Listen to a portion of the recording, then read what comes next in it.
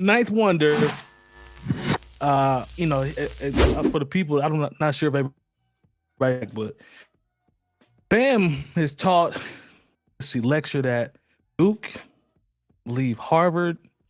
Yep. I want to say one more school, maybe back at Winston-Salem, I'm not sure. With music courses. And now he has partnered with the LIU Brooklyn and Rock Nation.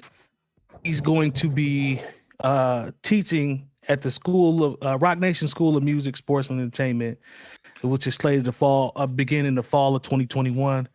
Obviously, it's founded by Jay-Z's foundation. It started back in 2008, and he will be teaching alongside jazz saxophonist Sam Newsom and baritone vocalist Colin Levin, who are both longtime faculty members there. So the reason I put this one in here is pretty much straightforward, man. I think it's to the point now where, well, actually, could have done it 4 or 5 years ago, whatever. But I think Ninth Wonder deserves flowers, man. Just from the standpoint of from a guy that came up. We were around during his ascension, like when Little Brother started, and the OK Player boards and all that. I just think Fam deserves his flowers, and from a producer standpoint, one of the main reasons why is take the academia and the teaching and stuff, set that to the side for a second. But the fact that he stuck to his guns when he was using Fruity Loops, when everybody said sampling is dead, huge. Don't nobody want to hear that, and you got to have Pro Tools. If you're not using that, then it's not gonna sound good. And me and Lone, we used to have these conversations, and he found a way to carve a niche out with production by Fruity Loops, and he used to take his desktop to beat battles and stuff like that. And he found his way as a producer, turned into a label executive, and then branched off into the education and crazy countless placements. Worked with everybody, Kendrick, Drake. I still think Drake. Taught at Harvard. Taught at Harvard, Duke. You know what I'm saying? Like, Fam really has carved out a legendary status as a music producer, and now just an educator, man. So you just gotta salute that brother, man. Like, he's a legend. Like, Ninth is a straight hip-hop legend to me at this point, and he should be mentioned among the greats. It is what it is, dog. So salute. I just want to give that brother his flowers, man, and salute to him, because he's doing some great things. That's it. Lone, you can jump in if you want. Yeah, absolutely.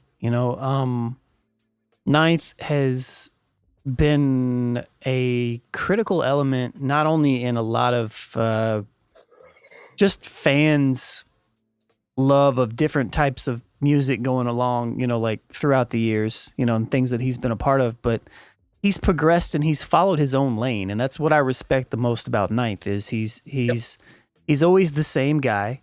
You know what I mean? He's a standout guy. He is very much going to speak on what he feels is necessary. He's a guy that teaches at Duke now. He's at Long Island University. It teaches a hip hop class. And coming from somebody who was, like you said, Mike, he was the first producer. If you weren't making beats in 2004 and 5, you probably don't know this, but there was a huge stigma around sample producers not using hardware. And when Ninth was using Fruity Loops and making these records, and people found out he was using Fruity Loops, it changed the entire culture. And so, he definitely deserves his flowers. He's a dope DJ. He's a dope. Just a dope person in general. I've got nothing but tons of respect for everything that he's done and he's been a part of. Obviously, Rhapsody's ascension, and Jamla, and he really took Rhapsody under his wing and kind of made her into. I mean, obviously, Rhapsody's talented and everything. I don't want to take anything away from her, but that was on the back of Jamla and Ninth Wonder's network and guidance and all that other stuff, and Especially when you consider that she was Cooley High first, and Cooley then once she got with Ninth, she ascended.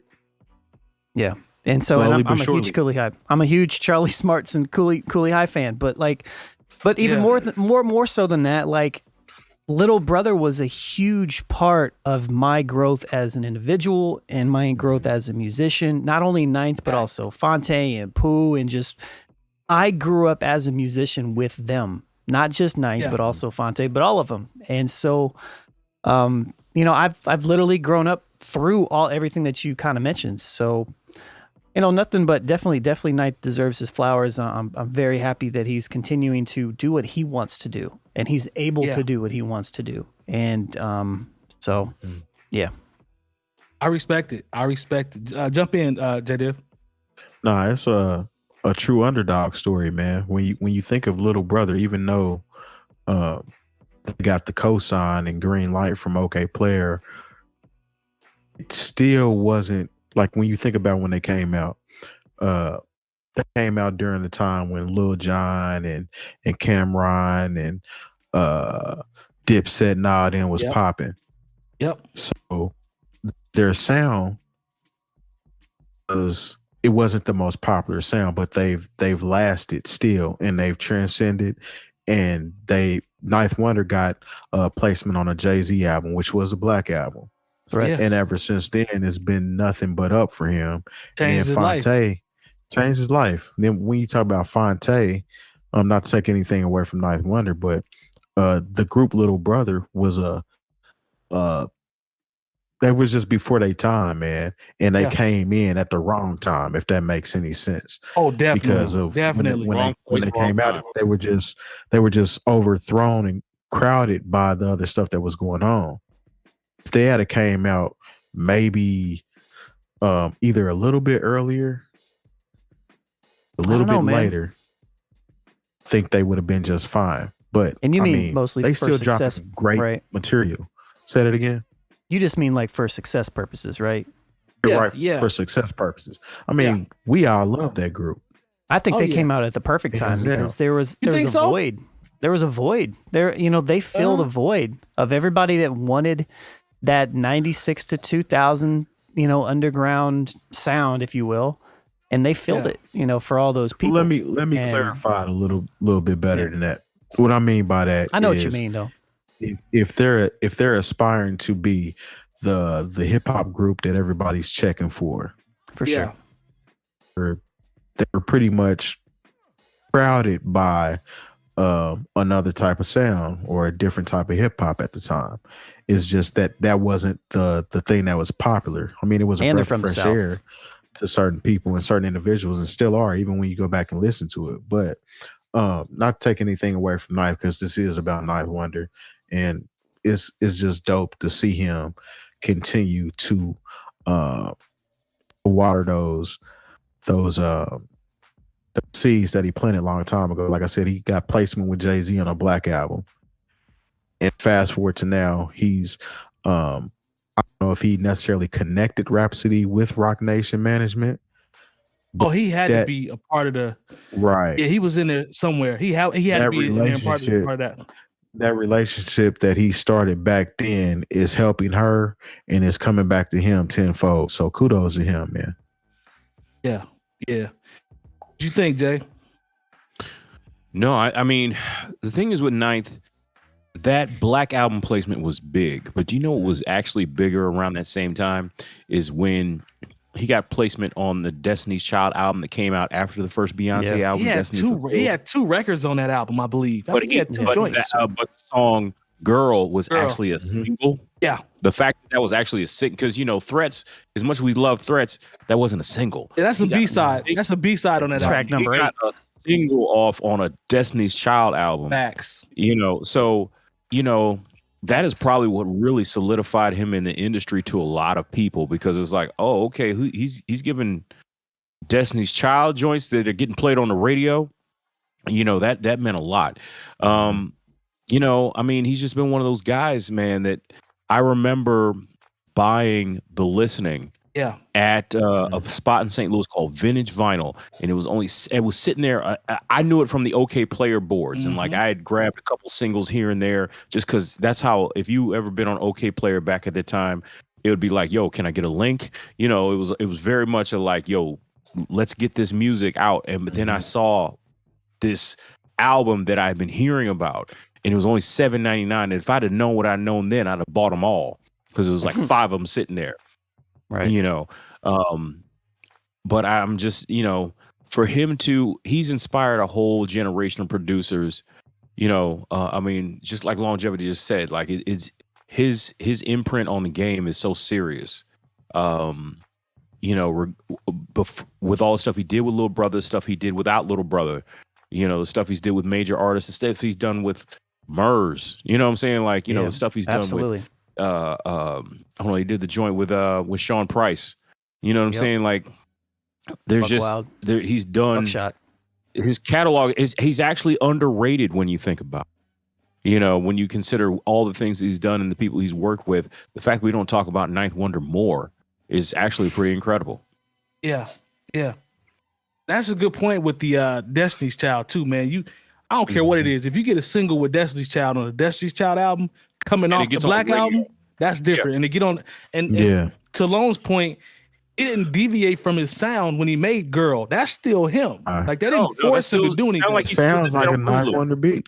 Exactly. And he still he kept himself throughout all those features, man. Mary J. Blige, all that stuff, man, still sounded like him. So yeah, man, salute the dude, man. Like I haven't dealt with him personally. The Damn album.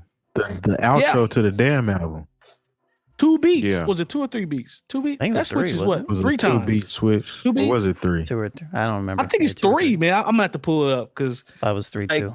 Because the story on there was so cold about Top Dog when the beat was switched. Mm-hmm. So yeah, man. Like I said, I haven't dealt with dude on a professional level. I don't know if he's a jerk or something. I can't speak on that. We just going off the resume and what I'm seeing from the outside looking in. And let's not forget. One more point. The artist of the decade actually looked up to Little Brother at one point in time.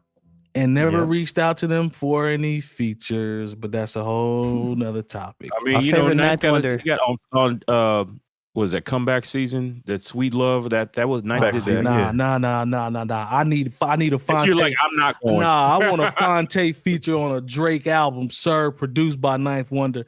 You ought. Be nice. I ain't gonna say I'm not gonna nice. say but what I'm saying is, it burns me up when I see the video. Oh my God, I love Little Brother, man. I grew up on Little Brother. Oh my God, man, I just love Ninth Wonder, man. Oh man, Fonte, man. And you don't ever do a feature with him. Is that your Drake impression? In that video, that's what he sounded like. Oh my God, man. Fonte like the worst Drake awesome, impression man. ever. Like, oh my God. And I'm like, but you still ain't. Do you not want to get bodied on the album? I feel you if that's the case. By the dude that fathered your style. Don't get me started, man, because we'll go down a whole nother conversation. I have one more thing to say. There's one Ninth Wonder story random that nobody else has because it's my story. But 2009 at A3C, Heeks Jones, me and Grits, we got invited to play down there. And I think it was 2009. 2008 or 2009. I don't know. I think it was 9. But anyways, we get there. Shouts to Poppy Hamon and DJ Castle. And I remember we're walking past the Ninth Wonder's DJing on a Red Bull music truck thing. You know what I mean? Oh yeah. That like has expand out thing. And I never forget, this guy tries to like hop up through the area where he was, and Ninth was on the mic. He said, "Hey, brother, you need to calm down." I'll never forget that. It was the funniest thing ever because he had such a southern drawl. I just wasn't expecting it, but it was as I was walking past. Boys, man.